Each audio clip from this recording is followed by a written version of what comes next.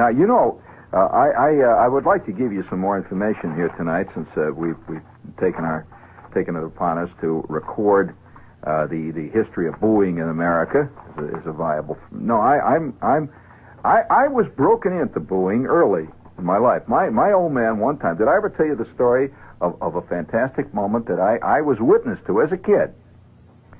My old man was a fantastic Chicago White Sox fan. Now, I don't know whether you know much about the White Sox, but there is a mystique about the White Sox that transcends anything that the Mets have ever known. Because the White Sox have never really won in the memory of man. The Mets have won. Let's face it, the Mets won the world title, for heaven's sakes, just a few years ago. And they were a new ball club. They were started in 1962. They wound up winning the world championship in 1969. It's incredible. Well, my old man was born, grew, lived, and died, and the White Sox never once got above third place in his entire life. That's right. He was gone by then. Yeah, that's right. He never saw it. He never saw him win the pennant that year. And so, you know, it was nothing but defeat. And so this produces a different kind of fan. Now, he has two attitudes towards life. One, he has an intense, to be on the underdog of anything. I mean, habitually, continually, and traditionally produces an intense loyalty. It transcends, have you noticed how the Yankee fans all left the Yankees? Well, because they did not have a tradition of losing. That losing teams produce loyal fans, not winning teams. Now, why is this? Well, it's hard to say why, except to say that most people are losers in their lives. And that's a fact. And so they can identify with a loser better than they can identify with a winner. Now, they may cheer a winner. They may be excited when winning occurs before their eyes. But ultimately, fierce loyalty is based on a tradition of defeat. I'll let you think about that for a minute there. Let that marinate. Let your brain soak that one up. That's a profound statement. Right? Because, you know, we tend to think that winning produces fans. Winning produces interest. It produces talk show stuff. It produces columns in the Post. But fanatical fans are based on losers. Constant losing. And they develop a loyalty to this. And so there were two elements that worked out at Comiskey Park during my old man's tenure as a fan out there in that big ballpark. Well, one was fierce loyalty for the White Sox. Fierce. And the other, and this is the concomitant result of total losing, an insensate hatred of the other team. Now, the Yankee fans, during the days when the Yankees were winning every pennant in the world, they never hated the other clubs. What's the point of hating the Cleveland Indians when you're a Yankee fan? I mean, why should a Yankee fan hate Detroit when the Yankees murdered Detroit? Every time Detroit showed its head above the crowd, what would happen? They'd clobber him. So why hate Detroit? A little, maybe pity for Detroit. Maybe just possibly no thought at all of Detroit. But not so in Comiskey Park. There was an insensate hatred of winners, which happened to be almost the rest of the total league, as far as the White Sox were concerned. Because during the entire lifetime of my old man, somebody in the league was winning a pennant all the time, but it wasn't the White Sox, and it was usually somebody else. I mean, it was always a different thing. First, it was Cleveland; they win the pennant. You know, they had Feller and all these guys. Then it was, then it was Detroit; they win the pennant. All right. See, he was an American League fan. Then they turned right around. Then, Philadelphia wins the pennant. Yeah, they actually did, Even the St. Louis Browns win the pennant. That's what really bucked them. They had a one-armed outfielder. The Browns win the pennant. They did. You think I'm inventing this thing? They did. They had a one-armed outfielder. They win a pennant. The White Sox, one of the worst things about the White Sox, they were even beaten by their own farm clubs in the exhibition. The White Sox play exhibition against Waterloo, lose 12-1. God, why don't they bring Waterloo up? Well, they did the next year. Sent the White Sox down to Waterloo. Didn't make any difference. Changed the suits on, nothing, you know. So the old man, you know, you got to realize then what that insensate hatred produces when you have a tradition of total defeat. Insensate hatred for the opposition. Insensate. And so the old man, one day, I'll just tell this story. This is, you know, I might as well tell you, I haven't told you a baseball story in a long time, but I never forget this because it actually happened. And I'm sitting out there, and I'm an unwilling and almost an unconscious witness. I must have been about, I wasn't over 5 or 6, something like that. The kids, say. Look, my old man, every Sunday, whenever he could, he would take us out to Comiskey Park, and that was a fantastic moment. And I'm sure there are a lot of kids right now, you know, the old man takes them out to Shea Stadium. And what they're going to think about it years from now when they're grown-ups is very difficult for their old man to anticipate. But I can tell you this, it's a great moment in the kid's existence. So the old man, you know, we all said we're going to go out and watch the White Sox, and I can always remember the only time the old man would actually would spend the dough to go out and see the White Sox, although he was fanatical about following them. He didn't have the kind of dough where he could go out and watch them all the time, see? So the only time he would actually go out and watch them was when it was really crucial. Like the Yankees were coming to town. The Yankees were beating everybody all the time, see? So thousands of White Sox fans would pour out to watch the White Sox play the Yankees. They were the ultimate winners. Hence, they were hated more than anybody else. And of course, since the White Sox were the ultimate losers, seeing a clash of oppositions like that is very exciting. Now, the second place team battling the first place team is not nearly as exciting as the last place team, like 35 games out of first in the middle of May, playing the first place team. It produces true tension. It really does. And so we'd go out there, and there'd be 55,000 people out there to see the White Sox play the Yankees. Well, now, the old man, like all White Sox fans, he hated the Yankees, and it was a love-hate relationship, see? And that's the way with every loser, every guy that's on the bottom of the rung. His attitude towards the guy on the top of the rung is love-hate. One, hatred because he ain't there. You know, he's personally on the bottom. Two, the love side comes, he would love to be there. So it's a very difficult position to be in. So the old man is sitting out there watching the Yankees, and it was the first time I ever saw the Yankees. I'll tell you an exact story about it. This is why I became a Yankee fan. It was because I came to be a Yankee fan through the back door, which is different than most of you guys here in New York. You got to be Yankee fans because they were in the Bronx. You know, that's it. They're the New York team. Well, I became a Yankee fan because the Yankees represented like the avenging wrath that would come out of New York periodically and decimate the White Sox. I mean, literally blast them right off the ball diamond. It was just unbelievable. and they were so fantastic that you couldn't help but go out and watch them. Well, my old man he had to see the Yankees, and so it seemed like every team that I would see when I was a kid, with me and my brother, the old man, would be the Yankees. Well, so naturally, I began to think of the epitome of the opponent. The epitome of the evil opponent was always the Yankees. I don't remember seeing the White Sox play the Browns, really. I don't remember the White Sox playing Boston or play. It was always the Yankees. And so on this one occasion, which sticks in my mind because it sounds like the story I'm about to tell you, it really formed my whole attitude towards sports.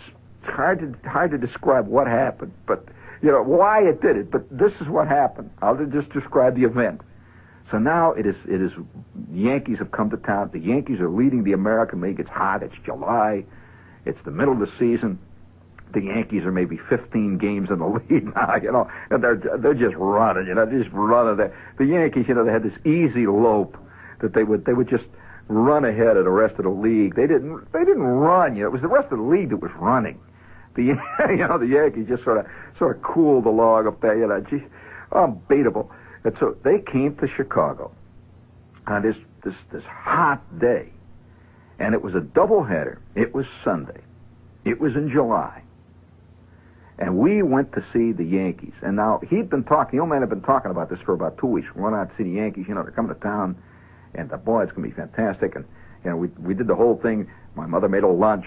Everybody was talking for weeks before this thing. And finally, we drove to the park. Now, we lived about 20 miles or 25 miles away from the park.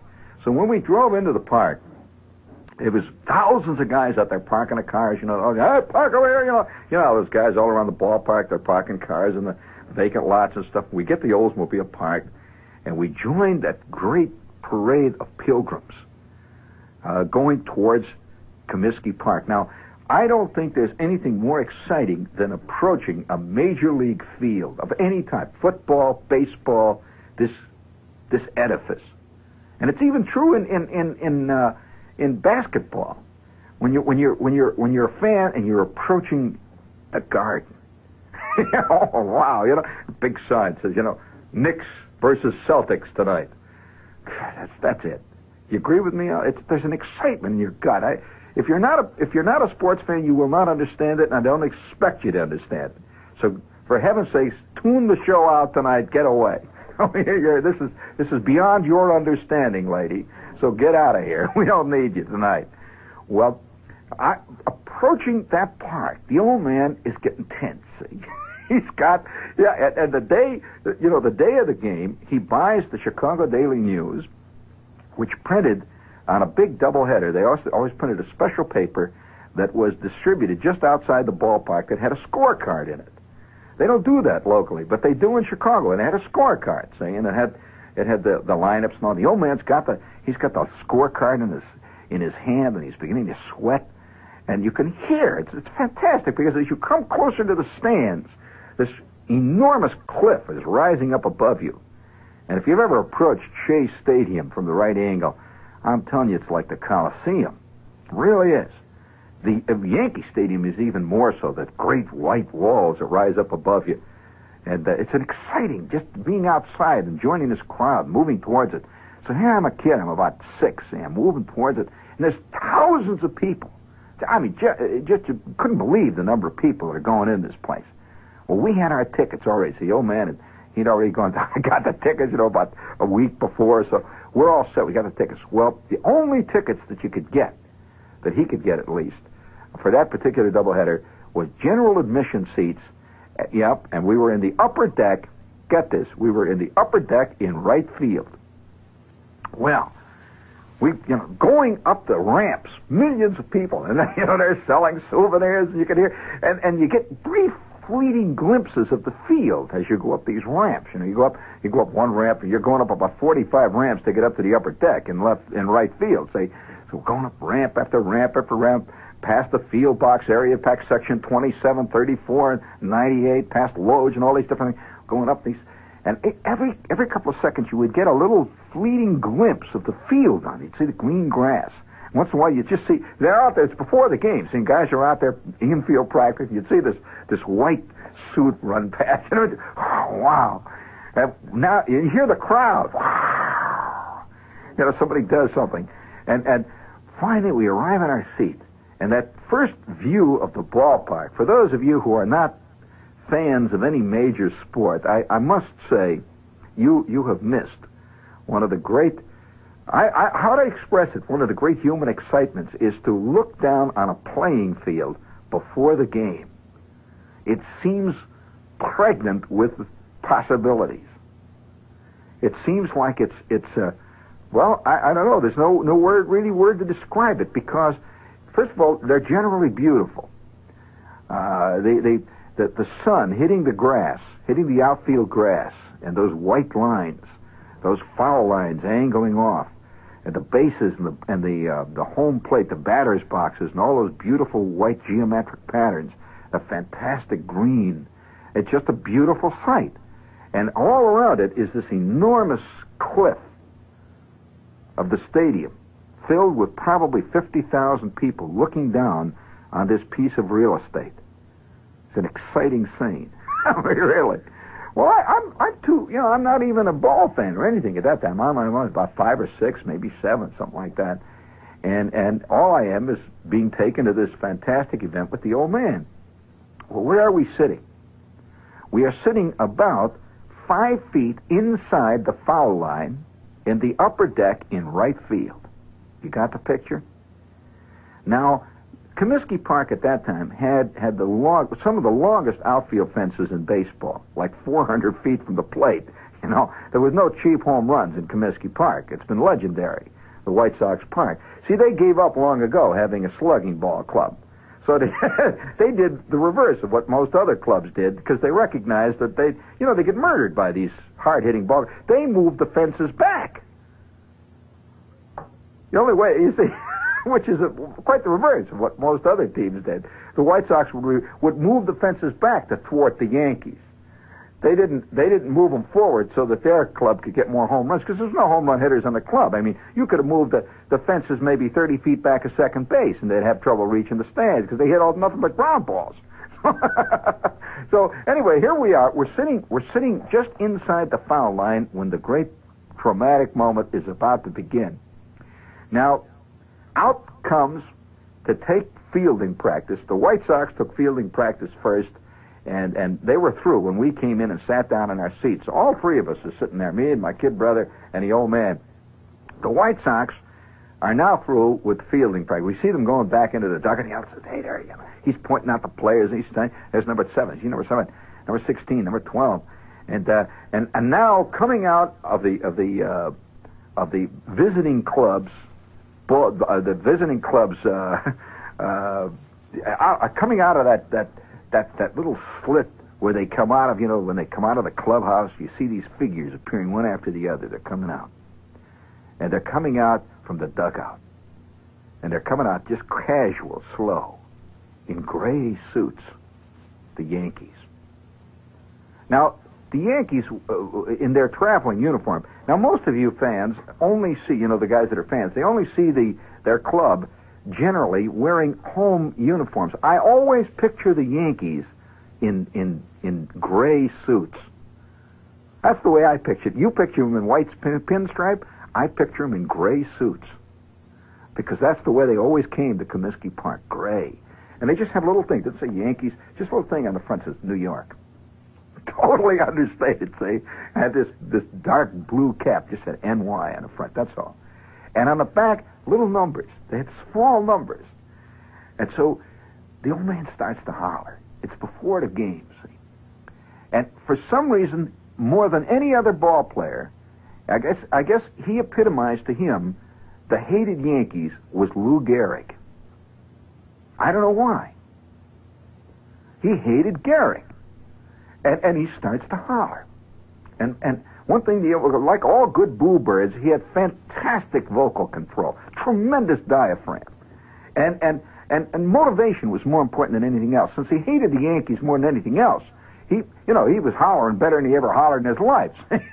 and we were sitting way up in right field, and because of the acoustics of the stand, the stand is like a genuine, like a parabolic reflector.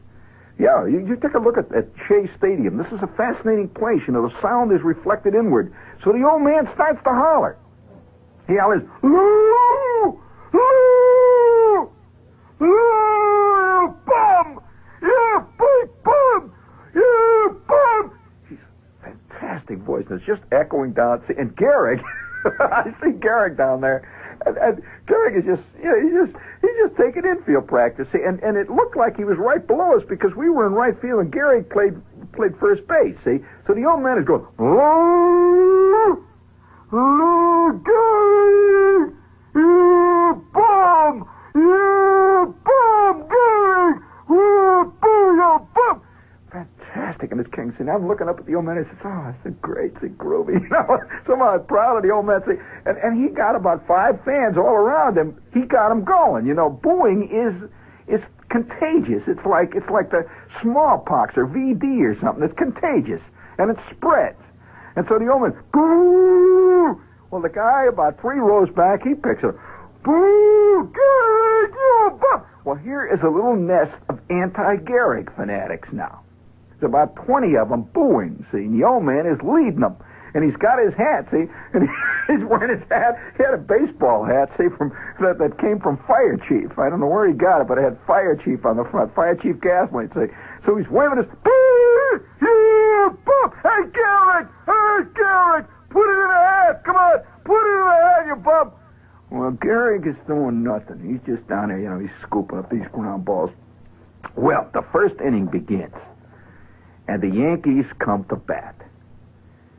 Well, the first guy up walked. And, of course, the old man is starting to boo already. Well, that was a natural opening for any White Sox versus Yankee games. The first Yankee is on bases, see? The second Yankee singles. Now there's two guys on. And so the old man starts to holler, see, because up is coming Lou Gehrig. Well, Gehrig is a left-handed hitter, see? So Gehrig steps into the bat. Steps into the batter's box, and he's got this real tight stance, and he just wiggles his tremendous shoulders. He wiggles his shoulders. The old man starts, boo! Gehrig, you bum! Boo! Boo! Boo! Well, the first pitch, Gehrig just went, he just swung the bat. It looked like he twitched it. Just went, my God, that ball is coming right up in the right field. It is coming right at us.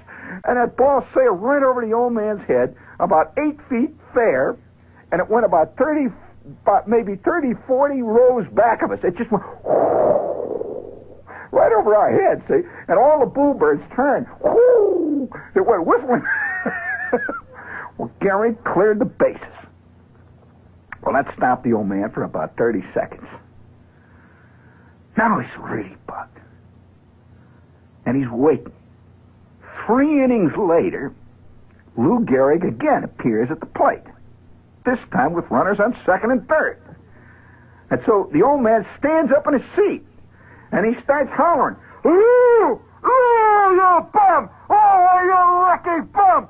You lucky bum, boo! Oh, he grooved one to you, you bum! You can't do it! Boo! He grooved it to you! What?